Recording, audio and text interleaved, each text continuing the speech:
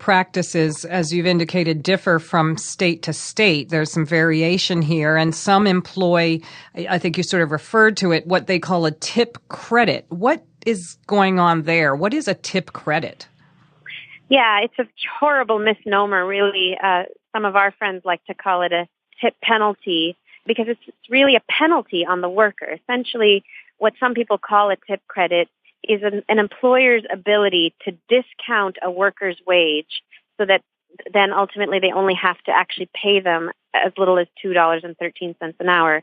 They can say, because you're getting tips, I'm going to take this out of your wage so that I don't have to pay you a full wage. I can pay you as little as $2.13, and the remainder will be made up in tips. That's essentially what a tip credit or a tip penalty is.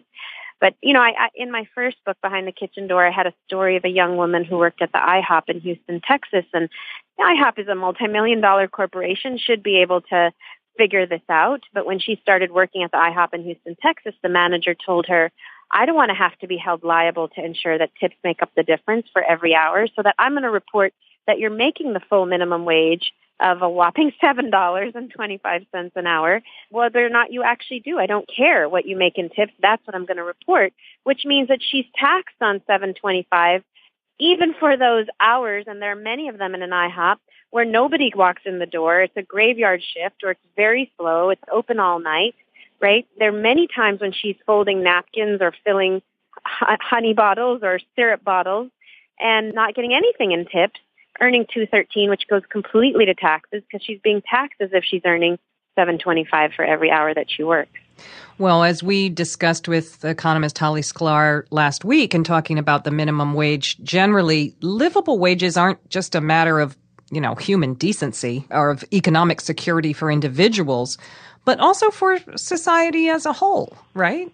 That's absolutely right. I mean, not just for society as a whole, but for this very industry itself. I mean, what's really sad is over the last couple of years of economic crisis, our industry has grown, but the way it has grown has reflected growing income inequality in our country, in that the fine dining restaurants are booming, fast food is booming, and that middle segment where a lot of America takes their family to eat, the Olive Gardens, like Chili's, that segment has not been growing. It's actually been stagnating compared to the other segments of the industry, which is a direct reflection on how this industry pays its own workers, because this is the largest industry in America. The ability of these workers to actually afford to eat out is what sustains this industry itself. And so paying these workers a better wage would come right back into the industry itself. They would see that direct result if they would actually invest in workers' ability to survive and live and eat out like the rest of us.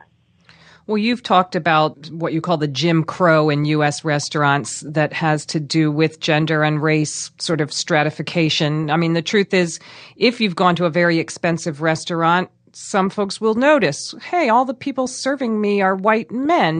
There is a gender and race element to this that's quite strong. You've talked a lot about the gender, but there are racial elements as well.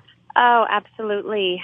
People of color and women of color get segregated into lower level segments of the industry and lower tipping occupations and lower paid occupations. You will see people of color in casual restaurants and fast food restaurants.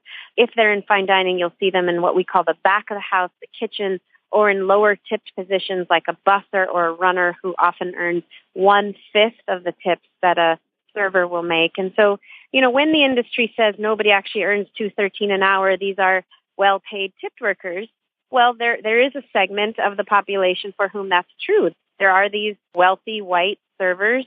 I won't even say wealthy, actually. I will say better paid white servers who work in fine dining restaurants, and they should be paid a livable wage. They should be remunerated for the professional work that they do. This is a profession. It's a skilled profession, as it's recognized to be in other countries.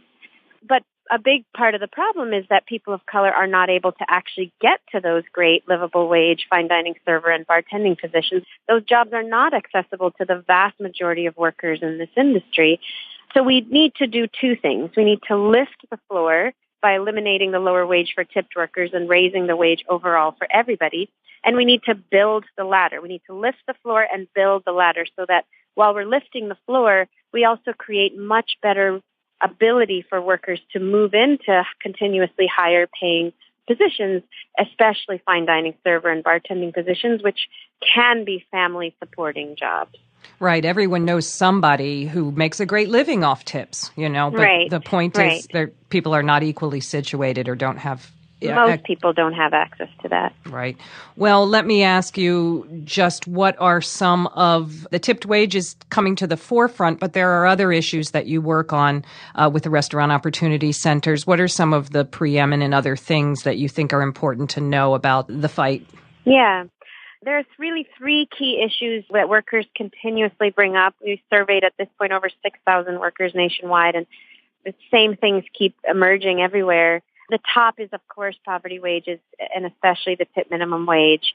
The second is this issue of mobility that you've already touched upon. And so we've really been looking at the issue of racial segregation and gender segregation in our industry. We've done hundreds of what's called match pair audit tests, where we send hundreds of pairs of white and people of color applicants into fine dining restaurants to see who gets hired. We found that white applicants have twice the chance of a person of color, even when the person of color has a better resume, and getting one of these fine dining server positions. So we really need to be looking at the kind of training programs that we provide to allow workers of color to get into fine dining service positions. We need to be looking at policy that incentivizes employers to really promote from within and desegregate their restaurants. So that's the second big issue. And the third big issue is, of course, access to benefits. The lack of paid sick days. 90% of workers in this industry don't have a single earned sick day, which means they can't take a day off when they're sick, not just because they can't afford it, but often because they'll be penalized or fired for taking a day off when they're sick, which has tremendous public health implications for all of us as consumers. Also, the lack of access to healthcare, even post-healthcare reform in this country. Our industry really led the effort to form a club called the 29ers. I don't know if you or your listeners have heard about this, but Denny's and many other Darden, which is Olive Garden, Capitol Grill Steakhouse, formed a kind of association of companies that committed to basically reduce all of their workers' hours to 29, one less than 30, so that they wouldn't be eligible to participate in the exchanges or be part of healthcare reform. So many of our workers at this moment are falling through the cracks, perhaps because they're immigrants and can't get access to healthcare reform, perhaps for other reasons. So there's still a tremendous lack of healthcare for our people, and both the lack of paid sick days and the lack of healthcare has really horrendous consequences for our public health as consumers. Let me just ask you finally, is there something you'd like to see more of or less of in terms of media coverage of this set of issues?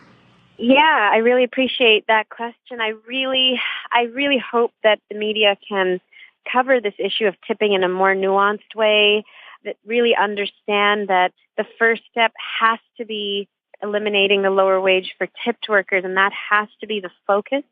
I think talking about tipping more broadly is sexy and people like to talk about it, but when people are living on literally slave wages of $2.13 an hour and that it is an actual legacy of slavery, we need to, as a nation, first demand that this industry eliminate this legacy of slavery, and then we can talk about the elimination of tipping. We can support restaurants moving in this direction, however they're doing it.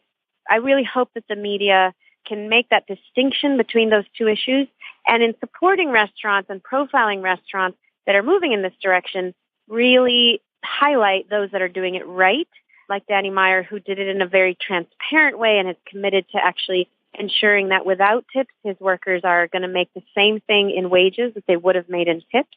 That's what we would want to see of anybody following. So we know a lot of restaurants are going to jump on this bandwagon of eliminating tipping. And if we all understand that the most important thing is what are workers actually being paid, then it shouldn't be about tips or no tips. It should be about determining what is a restaurant actually paying their workers. We've been speaking with Saru Jayaraman of the Restaurant Opportunity Centers United and the Food Labor Research Center at the University of California, Berkeley. Her upcoming book is Forked, A New Standard for American Dining. Saru Jayaraman, thank you so much for joining us this week on CounterSpin. Thank you.